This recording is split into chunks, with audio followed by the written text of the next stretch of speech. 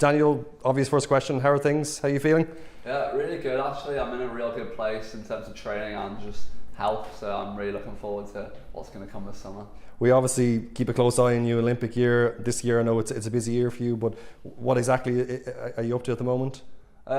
Just training away, honestly. We're in this kind of phase where we race a lot at the moment, so for me it's just practicing race simulations and just trying to get the most out of every race and put it towards the summer World Champs. You must be pretty happy with how France went, a record-breaking time for you. Yeah, France is obviously really good. We came away with gold, but still very hungry after finishing with a bronze medal and the open water 18th place. But it's kind of like moving on from that now and trying to win again is what my mindset is this year.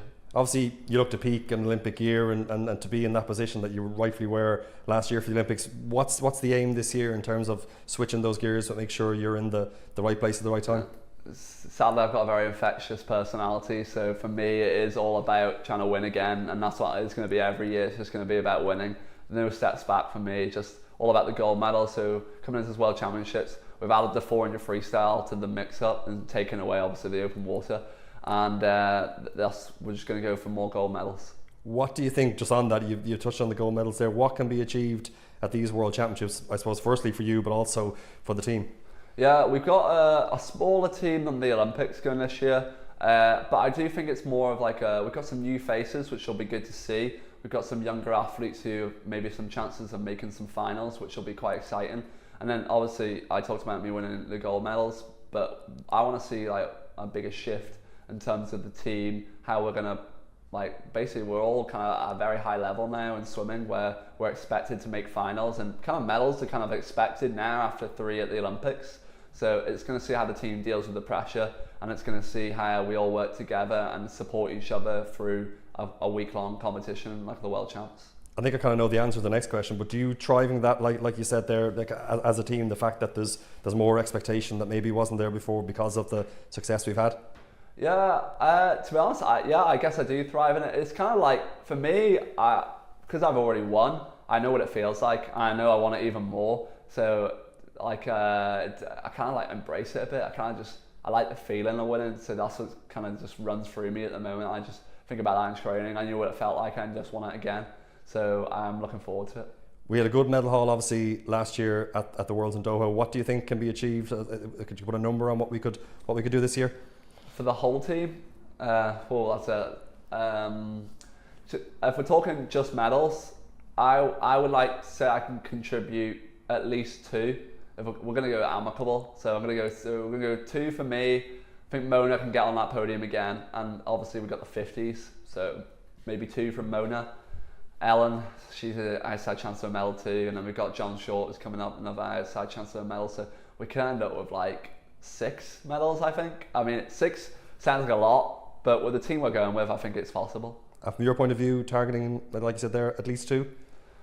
Yeah, 2 for me, I think it's like pretty smooth sailing, to be honest. I think if I don't come away with 2, I'll be very disappointed at myself. In terms, I know we touched on it before we started here as well, what do you do for downtime at the moment, and how's life been? Downtime for me is just, honestly, I'm going to the cinema, I'm just chilling out in the sun. We've got some great weather this year, so just trying to make the most of it, and trying to make the most as well as I'm about to graduate from my degree, trying to enjoy the last couple of weeks of university, which has been fun, and I get to leave some friends that I made for the past 5 years of being there, so it's kind of sad, but I'm happy to move on too.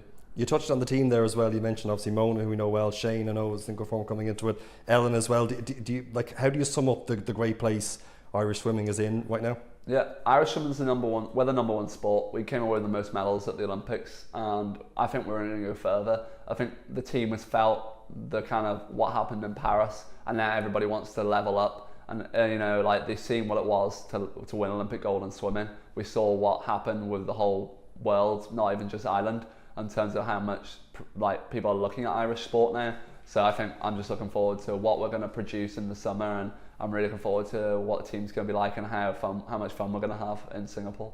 Do you love that spotlight? And obviously you touched on it there, inspiring, you know, youngsters who, as you said there, will look to Irish swimming and try to emulate the success you brought.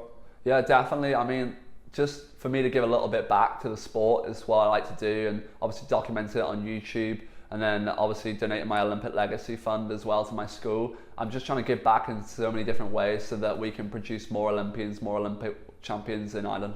It was an incredibly kind gesture with the Olympic Fund. Was that important for you? I know you'd said it there, kind of giving back. Yeah, honestly, I couldn't think of anywhere else to put the Olympic Fund. It was always going to go to my school in Armagh. It was like, they've done so much for me, a little bit of money, give it back to them to try and build something that they're trying to.